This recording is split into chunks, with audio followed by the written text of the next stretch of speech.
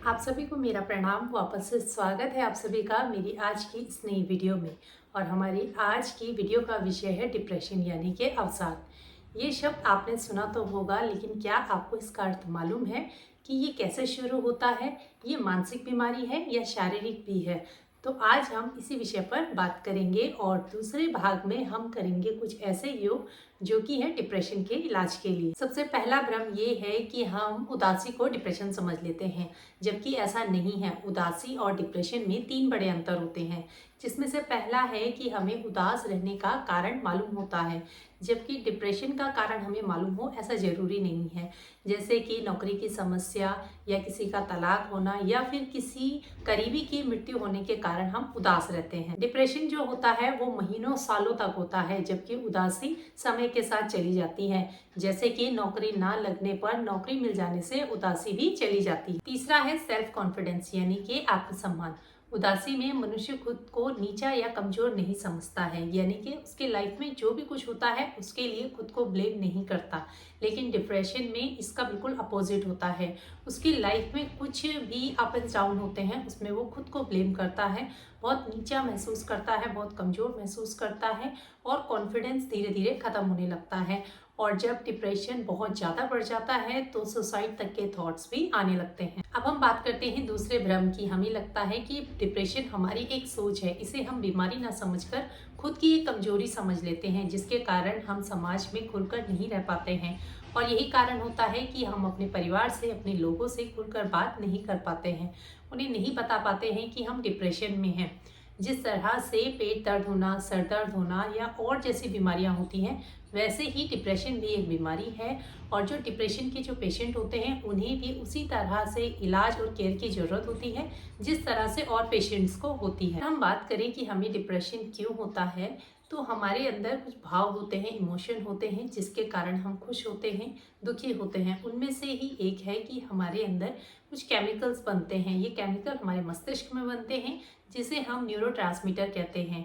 और जब ये जो केमिकल होते हैं, जब ये हमारे शरीर में, हमारे मस्तिष्क में अच्छी मात्रा में होते हैं तो हमारे अंदर खुशी का भाव होता है। लेकिन जब ये केमिकल धीरे धीरे कम होने लगते हैं या कम मात्रा में बनते हैं तो इससे क्या होता है, उदासी छाने लगती है। जिसके कारण जरूरी नहीं है कि डिप्रेशन होने के लिए कोई दुख हो या कोई कारण हो, आप बिना किसी दुख कारण के भी डिप्रेशन में जा सकते हैं। अब बात करते हैं अवसाद के लक्षणों के, यानी कि डिप्रेशन के क्या लक्षण हो सकते हैं।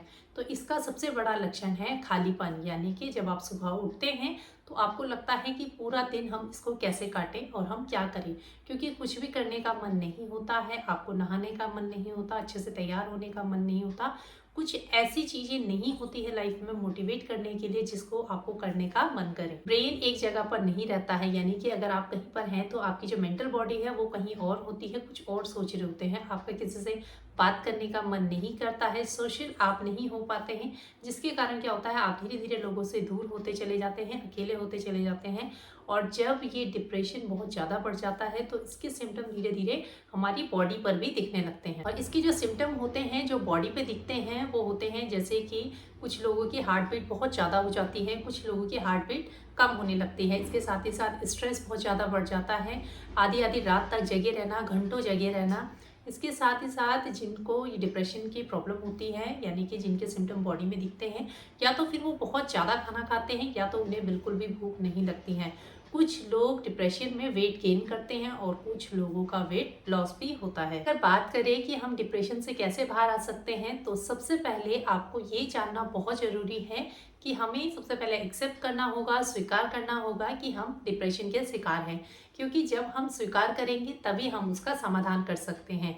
डिप्रेशन से बाहर आने के लिए आपको अपनी लाइफ में 3 चीज़ों को ऐड करना बहुत ज़रूरी है। सबसे पहला है योग।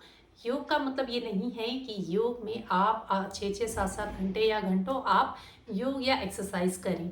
आप योग को अगर अपनी लाइफ में, अपने डेली रूटीन में शामिल करते हैं तो आप सिर्फ 10 मिनट के लिए प्राणायाम से शुरू कर सकते हैं, गहरी सांस से शुरू कर सकते हैं या फिर आप ध्यान कर सकते हैं। तो इस तरह से आप योग को अपनी लाइफ में, अपने डेली रूटीन में ऐड करके धीरे धीरे डिप्रेशन से बाहर आने की कोशिश कर सकते हैं। दूसरा आता है ग्रेटिड, यानी कि कृतज्ञता।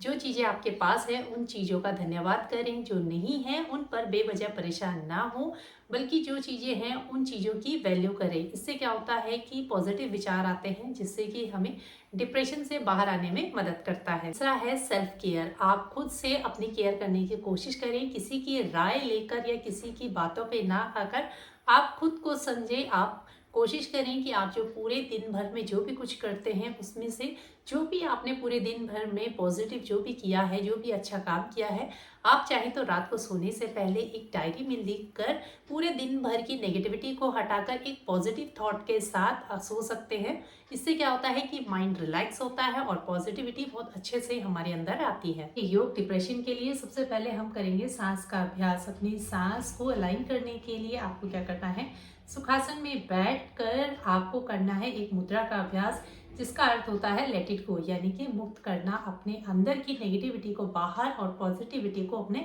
अंदर लेकर आना। उसके लिए आपको करना है क्षेपण मुद्रा का अभ्यास। अपने दोनों हाथों को इस तरह से मिलाते हुए, अपनी तीनों उंगलियों को क्रॉस करते हुए, अपनी मिडिल फिंगर, रिंग फिंगर और लिटिल फिंगर को क्रॉस करते हुए, अपनी इंडेक्स फिंगर और अपनी थंब को इस तरह से पॉइंट करते हुए सामने की तरफ, और फिंगर को डाउन करेंगे नीचे की तरफ करते हुए, और यहाँ पर आंखें बंद करते हुए कमर गर्दन को सीधा। आपको क्या करना है, सांस को नाक से भरते हुए और मुंह से सांस को बाहर निकालना है। इस तरह से इसका अभ्यास करेंगे। भरेंगे गहरी सांस, आंखें बंद करेंगे और धीरे धीरे पहले सांस को बाहर छोड़ते हुए अपनी पूरी बॉडी को रिलैक्स करेंगे। फोरहेड मसल को रिलैक्स, आई मसल को रिलैक्स करते हुए वापस एक बार फिर से सांस भरेंगे और धीरे धीरे सांस को बाहर छोड़ते हुए। चलिए, अब इसका अभ्यास करते हुए आपको नाक से गहरी सांस भरते हुए और मुंह से सांस को बाहर छोड़ना है। भरेंगे गहरी सांस,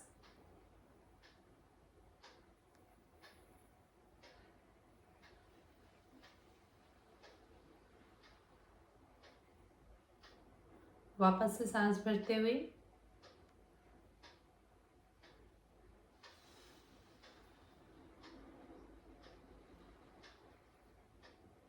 एक बार फिर से गहरी सांस,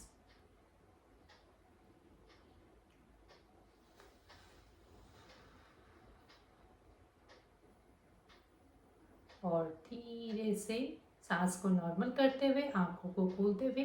तो इस तरह से आप क्षेपण मुद्रा का अभ्यास कर सकते हैं, जिससे हम पॉजिटिविटी को अपने अंदर लेकर आ सकते हैं। अब हम करेंगे लॉइन पोज। आपको क्या करना है, यहाँ से पीछे की तरफ, यानी कि वज्रासन में बैठते हुए पूरा पीछे और अपने दोनों पैरों के बीच में गैप करते हुए इस तरह से वज्रासन में बैठ जाएंगे। अपने दोनों हाथों को नीचे की तरफ, आप चाहें तो हाथों को आगे की तरफ भी रख सकते हैं या फिर हाथों को अंदर की तरफ। आप चाहें तो अपने दोनों हाथों को पैरों के ऊपर भी रख सकते हैं। दोनों हाथों को अंदर की तरफ करते हुए यहाँ पर इस तरह से, और आपको क्या करना है, दोनों आंखों को ऊपर की तरफ यानी कि अपने थर्ड आई की तरफ देखते हुए आपको कोशिश करनी है अपनी जीभ को पूरा बाहर, यानी कि सांस भरते हुए, और जब हम सांस को बाहर छोड़े तो पूरी जीभ को पूरी बाहर निकालते हुए जितना आप निकाल सके और करते हुए आपको इस तरह से इसका अभ्यास करना है। चलिए करेंगे इसका अभ्यास। हाथ को अंदर की तरफ रखते हुए और गहरी सांस भरते हुए ऊपर की तरफ देखते हुए। एक बार फिर से इसका अभ्यास करेंगे। भरेंगे सांस,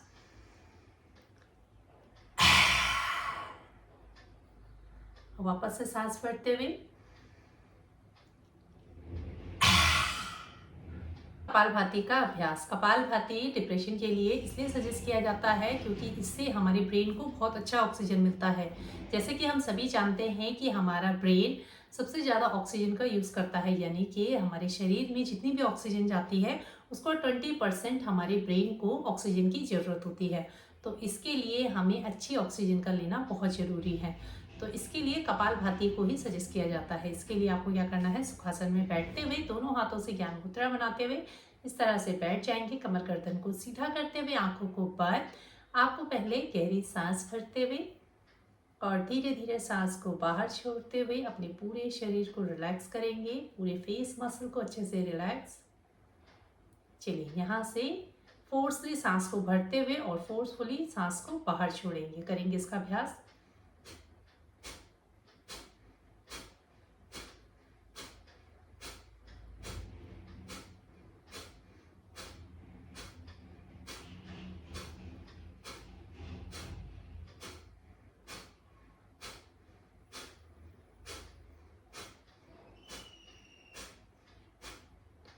फिर धीरे से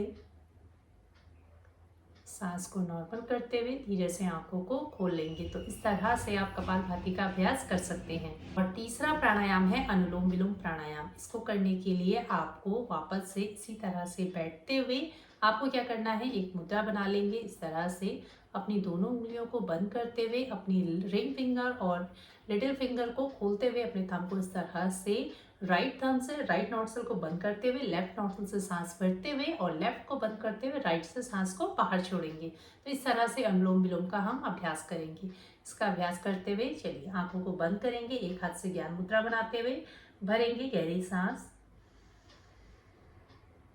और धीरे से लेफ्ट नोस्ट्रल को बंद करते हुए राइट नोस्ट्रल से सांस को बाहर, वापस से सांस भरते हुए और धीरे से सांस को बाहर। तो इस तरह से प्राणायाम करके हम अपने डिप्रेशन को कम कर सकते हैं। आप चाहें तो धीरे धीरे इसका अभ्यास करें, यानी कि 10 मिनट से आप इसका अभ्यास कर सकते हैं और फिर धीरे धीरे 30 मिनट तक आप इसका अभ्यास करके इसको बढ़ा सकते हैं। तो आज की वीडियो में इतना ही। वीडियो पसंद आए तो प्लीज़ चैनल को सब्सक्राइब, वीडियो को लाइक जरूर कीजिएगा। फिर मिलते हैं किसी नई वीडियो में नए टॉपिक के साथ। तब तक के लिए आप सभी को मेरा प्रणाम।